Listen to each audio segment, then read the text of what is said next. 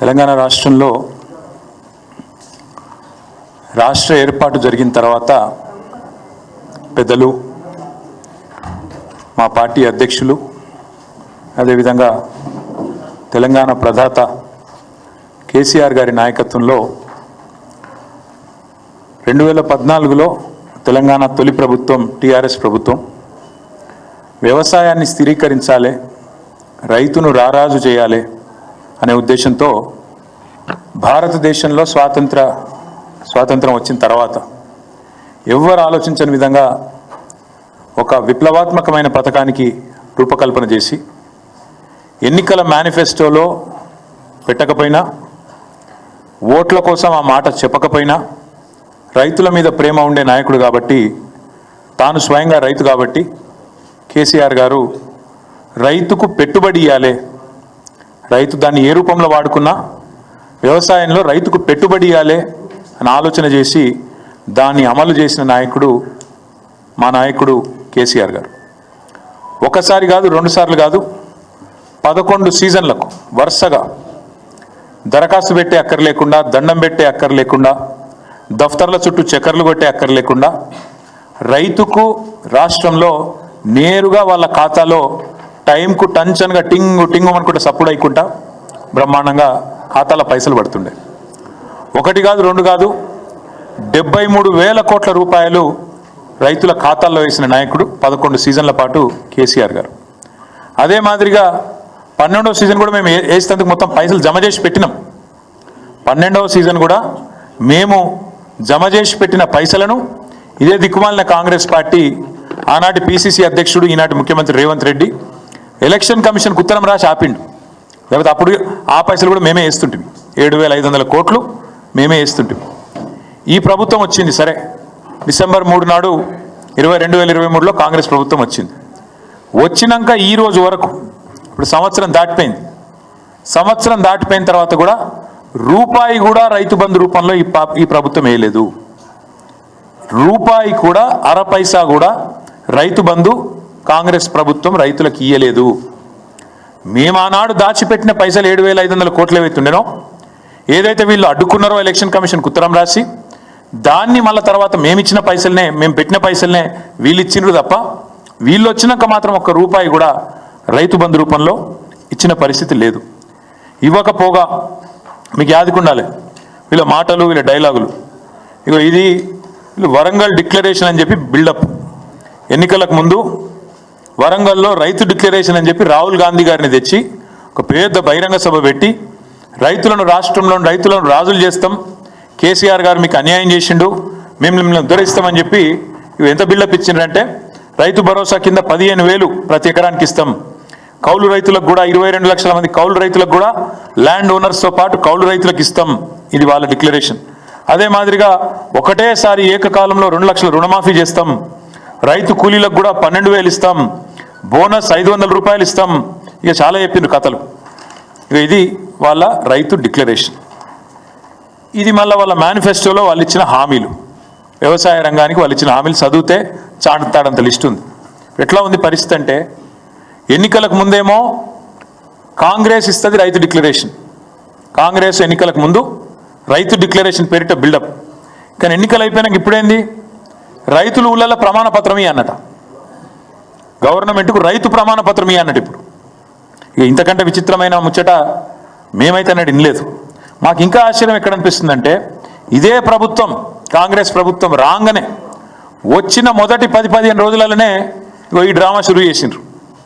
ఏమని పెట్టి రానాడు, ప్రజాపాలన దరఖాస్తులు పెట్టుకోండి అంటే పాపం 1,06,00,000 మంది దరఖాస్తులు పెట్టుకున్నారు. ఈ దరఖాస్తులలో మీరు చూడొచ్చు, స్పష్టంగా రాసింది ఇక్కడ రెడ్ మార్క్తోని ఇక్కడ మార్క్ చేసి ఉంది. ఈ దరఖాస్తులు దేనికి తీసుకున్నారు అన్నాడు, దేనికంటే మహాలక్ష్మి, రైతు భరోసా, గృహజ్యోతి, ఇందిరమ్మ ఇండ్లు, చేయూత పథకంల కొరకు ఈ ప్రజాపాలన దరఖాస్తులు 1,06,00,000 దరఖాస్తులు రాష్ట్ర ప్రభుత్వం స్వీకరించింది. ప్రజాపాలన అయిపోయాక చెప్పింది, మేము స్వీకరించినాం దరఖాస్తులు, మాకు దరఖాస్తులు అందినాయి, ముట్టినాయి అని చెప్పిండ్రు. ఇది ప్రజాపాలనలో ఈ కాంగ్రెస్ ప్రభుత్వమే ఆనాడు రైతు భరోసా కోసం కూడా రాష్ట్రంలోని రైతులందరి దగ్గర సమాచారం సేకరించింది, తీసుకున్నది ఇలా ప్రభుత్వం దగ్గర ఉండాలి. అది కాకుండా విచిత్రం ఏంటంటే ఇప్పుడు మళ్ళొక్కసారి కొత్త డ్రామా. మొన్నటిదాకా కులగణన అని చెప్పి రాయించుకోమన్నారు, అంతకుముందేమో ప్రజాపాలన అని చెప్పి ఆగమాగం చేసిండ్రు, చాంతాడంత లైన్లు కట్టించారు ఎక్కడికక్కడ. ఇప్పుడు మళ్ళీ కొత్తగా రైతులు ఊళ్ళల్లో ప్రమాణపత్రం ఇవ్వాలి, ఇస్తేనే మేము మీకు పైసలు ఇస్తాం. మేము అందుకే అంటున్నాం, ఆనాడు కేసీఆర్ గారేమో రైతును శాసించే స్థాయికి తీసుకొచ్చిండు. రైతు శాసించాలే, ప్రభుత్వ అధికారులను కానీ, వ్యవసాయ శాఖను కానీ, రెవెన్యూ శాఖను కానీ రైతు శాసించేటట్టు ఉండాలని కేసీఆర్ గారు కలలు కన్నారు. వీళ్ళేమో రైతు యాచించాలే, రైతు అడుక్కోవాలి, రైతును బిచ్చగాని చేయాలి, రైతు అధికారుల ముందు సాగిలపడాలి అన్నట్టుగా వీళ్ళ వ్యవహారం ఉన్నది. ఎంత దారుణం అంటే, ఎలక్షన్లకు ముందు ఈ సన్నాసులు, కాంగ్రెస్ సన్నాసులు, వీళ్ళే కదా అఫిడవిట్లు తీసుకుపోయి దేవుళ్ళ కాడ పెట్టింది. ఆ రోజు వీళ్ళే కదా డిక్లరేషన్లు అని చెప్పి దేవుళ్ళ మీద ఒట్లేసుకొని దేవుళ్ళ కాడ పెట్టి పూజలు చేసి మేము రాగానే మొత్తం చేస్తామని చెప్పింది వీళ్ళే కదా. ఇవాళ ఆ డిక్లరేషన్లు ఏమో మాయమైనాయి. ఇవాళ రైతు ప్రమాణ పత్రం రాసియాలనే ఒక దిక్కుమాలిన విధానాన్ని వీళ్ళు తీసుకొని వస్తూ ఉన్నారు.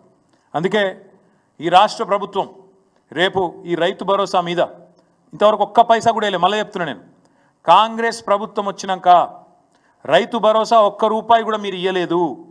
ఆనాడు 7,600 కోట్లు వానాకాలం మీరు ఎగ్గొట్టిండ్రు, మీకు తెలుసు, రైతులకు తెలుసు, మీకు తెలుసు, మాకు తెలుసు. అది కూడా మీరు ఇవ్వాలి. ఇప్పుడు రైతు బంధు రూపంలో వానాకాలం ఇవ్వాల్సిన 7,600 కోట్లు మీరు ఇవ్వలేదు, తప్పించుకునే ప్రయత్నం చేసిండ్రు, వదిలిపెట్టాం. అట్లాగే గతంలో కేసీఆర్ ప్రభుత్వం ఏదైతే 7,600 కోట్లు రైతు బంధు ఇచ్చేందుకు పెట్టిపోయిందో అది మాత్రమే మీరు, అది కూడా 3 నెలల ఆలస్యంగా, అది కూడా 4-5 కిస్తులలో తిప్పించుకొని ఇచ్చిండ్రు తప్ప మీరు వచ్చినాక మీ ప్రభుత్వం మాత్రం రూపాయి ఇవ్వలేదు అనే మాట వాస్తవం. ఇవాళ నేను ఈ ప్రభుత్వాన్ని అడుగుతా ఉన్నా, ఎవరు ఇవ్వాలి ప్రమాణపత్రం? నిజానికి మీకేమైనా సిగ్గుందా అసలు? నీ ప్రభుత్వానికి ఎవరు ఇవ్వాలి అసలు?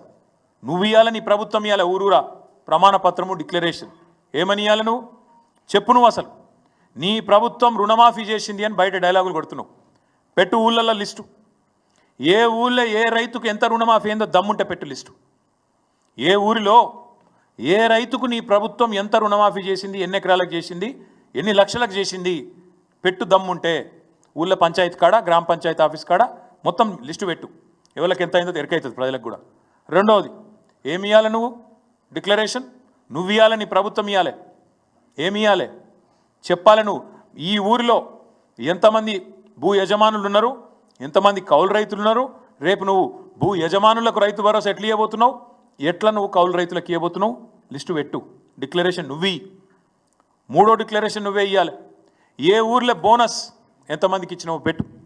ఏ ఊర్లో కాంటా ఎంత పెట్టినావు, ఏ ఊర్లో ఎంత కొనుగోలు చేసినావు, ఎంత జోకినావు, ఎంత కొన్నావు, ఎంతకు నువ్వు పైసలు ముట్టినాయి పెట్టు లిస్టు. అట్లే ఇంకోటి పెట్టాలి లిస్ట్. నువ్వు ఏ ఊళ్ళో రైతు కూలీలు ఎంతమంది ఉన్నారు, ఎవరికి ఎంత బాకీ పడ్డావు, ఒక గా లిస్టు పెట్టు. డిక్లరేషన్ ఇవ్వాల్సింది రైతులు కాదు, ప్రమాణపత్రం ఇవ్వాల్సింది రైతులు కాదు. ఇవాళ ఇమానం తప్పిన ప్రభుత్వం ఇవ్వాలి, నీతి తప్పిన బేయిమాన్ ప్రభుత్వం ఇది. మీరు ఇవ్వాలి ప్రమాణపత్రం రైతులకు. ఊరూరికి లిస్టు పెట్టు. పెద్దలు ఓ సామెత చెప్తారు, ఒక కుక్కను చంపే ముందుగా దానికి పిచ్చి కుక్కను ముద్రేయాలి. అట్లయితే దాని సంపుడు అల్కగా అవుతుంది. ఇప్పుడు రైతు బంధు పథకాన్ని కూడా బొందబెట్టే ప్రయత్నం ఈ ప్రభుత్వం చేస్తుంది. ముమ్మాటికి నేను మా పార్టీ తరఫున ఆరోపణ చేస్తూ ఉన్నా. రైతు బంధు అనే ఒక విప్లవాత్మకమైన పథకాన్ని బీఆర్ఎస్ పార్టీ తెస్తే కేసీఆర్ ఆనవాళ్లను లేకుండా చేస్తా అని ఎప్పుడైతే రేవంత్ రెడ్డి చెప్పిండో అప్పుడే రైతులందరూ రాష్ట్రంలో అర్థం చేసుకుని ఉండాలి. దీన్ని కూడా ఖచ్చితంగా మింగేస్తాడు కాంగ్రెస్ పార్టీ, దీన్ని కూడా బొందబెడుతుంది రైతు బంధును అని. ఇవాళ నేను అడుగుతా ఉన్నా, నేను మన అసెంబ్లీలో కూడా అడిగినా, మళ్ళీ అడుగుతున్నా. రైతు బంధులో 22,000 కోట్లు పక్కదారి మళ్ళీ చెప్పి ఇవాళ బదనాం చేసే ప్రయత్నం చేస్తున్నాం అంత మంచి పథకాన్ని. నేను అడుగుతున్నా, వ్యవసాయ మంత్రి గారు, వ్యవసాయ అధికారులు, అదేవిధంగా రాష్ట్ర ముఖ్యమంత్రి చెప్పు. నువ్వు రేపు క్యాబినెట్లో మొత్తం లిస్టు పెట్టు. ఏ ఊర్లో నువ్వు చెప్పిన 22,000 కోట్లు ఎక్కడ దారి మళ్ళినాయి, అవి ఎవరి ఖాతాలో పోయినాయి లిస్టు పెట్టు, ఊరూరికి పెట్టు. ప్రజలు చూస్తారు. మేము అంటున్నాం, ఇది పచ్చి దొంగ మాట.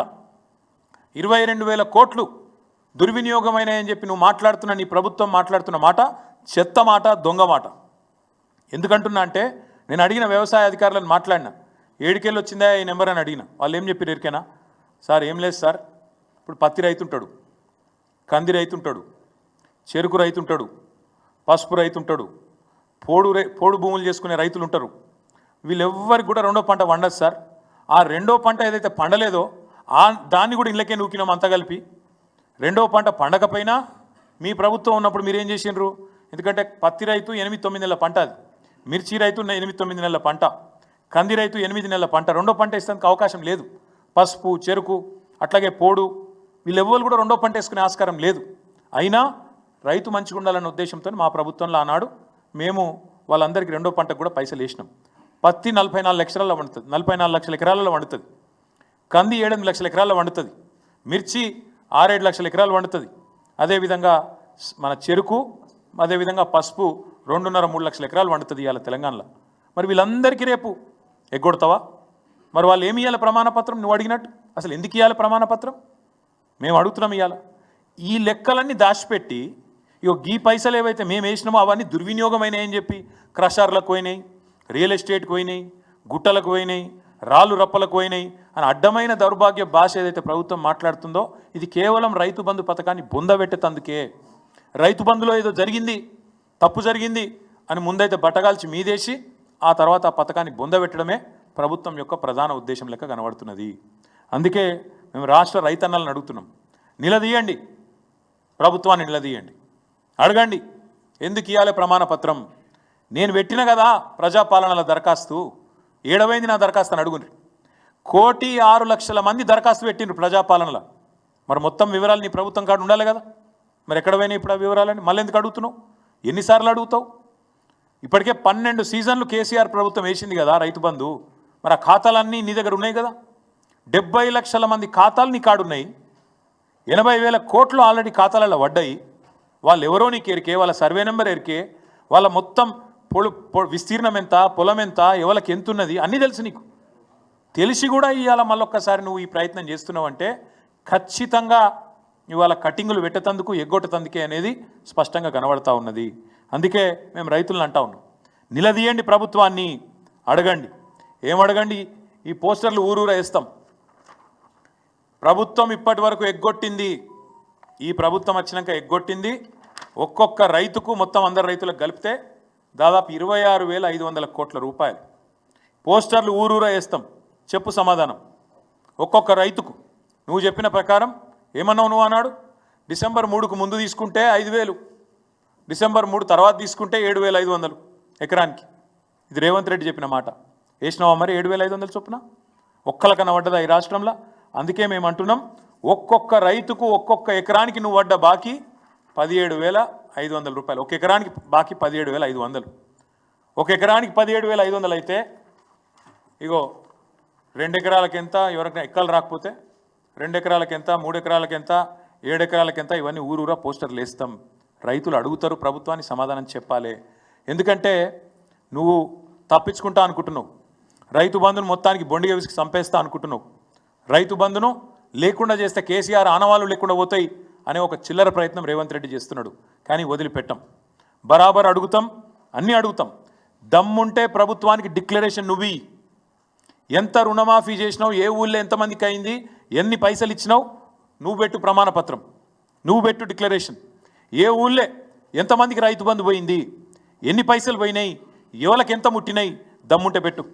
బోనస్ ఎవరికి ఎంత వచ్చింది ఊళ్ళే పెట్టు. ఏ ఊరికి రైతు కూలీలు ఎంతమంది ఉన్నారో పెట్టు. ఏ ఊళ్ళో కౌలు రైతులు ఎంతమంది ఉన్నారో పెట్టు. భూ యజమానులు ఎంతమంది ఉన్నారో పెట్టు. అప్పుడు హిసాబ్ కితాబ్ మొత్తం కూడా రైతులు లెక్క తీస్తారు.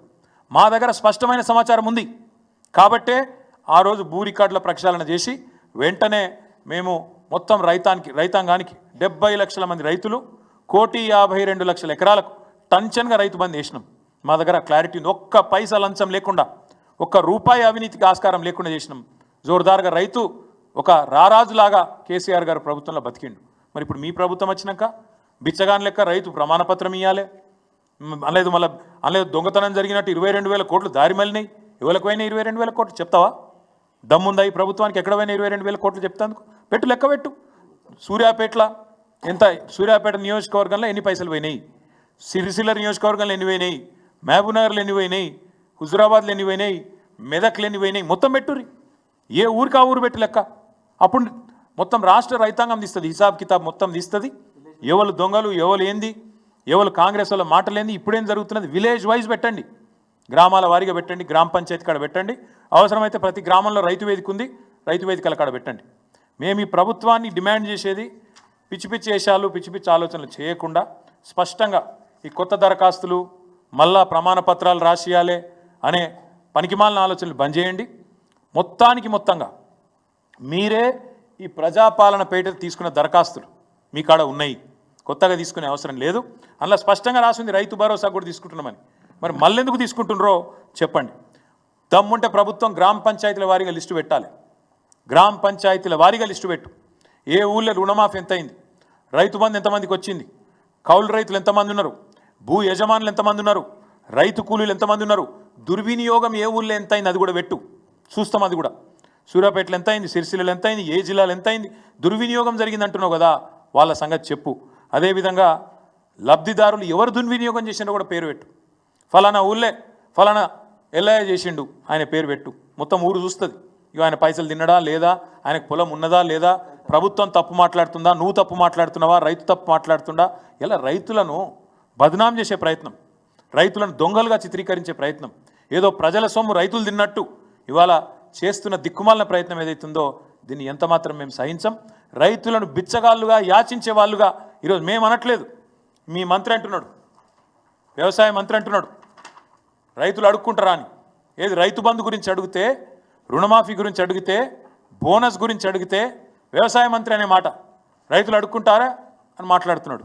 అందుకే మేము అంటున్నాం, ఖచ్చితంగా మీ ధోరణి మీ ఆలోచన చాలా దారుణంగా రైతులను యాచించే వారిగా చిత్రీకరించే విధంగా, రైతులను దొంగలుగా చిత్రీకరించే విధంగా, రైతులు ప్రమాణపత్రం ఇవ్వాలే అని చెప్పేదైతే మీరు పట్టుబడుతున్నారో ఇది ఎంత మాత్రం సహించరాని దుర్మార్గమైన ఆలోచన. దీన్ని తీవ్రంగా మేము ఖండిస్తున్నాం, తీవ్రంగా వ్యతిరేకిస్తున్నాం, రైతులకు కూడా పిలుపునిస్తున్నాం. మీరు డిమాండ్ చేయండి అధికారులను, ఏమైనా మా ప్రజాపాలన దరఖాస్తులను అడగండి, ఊరూరికి అధికారులను అడగండి, మీరు పెట్టండి లిస్టు, మీరు పెట్టండి ప్రమాణ పత్రం, ఎక్కడ పోయినాయి పైసలు, ఎక్కడ దుర్వినియోగం చేసిందని అడగండి, నిలదీయండి. అందరం కలిసికట్టుగా కదం దొక్కుదాం. ఈ ప్రభుత్వం మెడలు వంచి వరంగల్ డిక్లరేషన్ పేరిట కొట్టిన పోజులు ఏవైతున్నాయో, వరంగల్లో వాళ్ళు ఇచ్చిన ప్రమాణ పత్రం ఏదైతుందో దాన్ని పట్టుకొని ఒక్కొక్క కాంగ్రెస్ నాయకుడిని నిలదీద్దాం, ఖచ్చితంగా అడుగుదాం, ఏమైంది మీ మాటలు, ఎక్కడ పోయినాయి మీ మాటలు అని చెప్పి ఖచ్చితంగా అడుగుదాం. 22 లక్షల మంది కౌలు రైతులకు ఉత్తరం రాసిండు రేవంత్ రెడ్డి ఎలక్షన్ ముందు. మరి ఆ లిస్టు నీ కాడ లేదా? నువ్వే రాసినావు కదా ఉత్తరం ఆ రోజు, 22 లక్షల మంది కౌలు రైతులని చెప్పు. మరి ఇప్పుడు ఏ ఊళ్ళో కౌలు రైతులు ఎంతమందికి ఇస్తావు, భూ యజమానులు ఎంతమందికి ఇస్తావు, రైతు భరోసా చెప్పు.